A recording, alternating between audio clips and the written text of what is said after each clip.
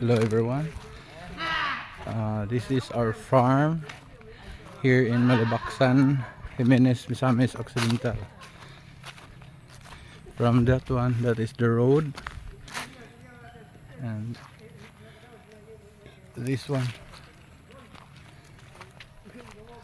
this is less than an hectare lot. Nagpa kopra mi karon. We're harvesting coconuts. These are the young trees. This is approximately 20 years old,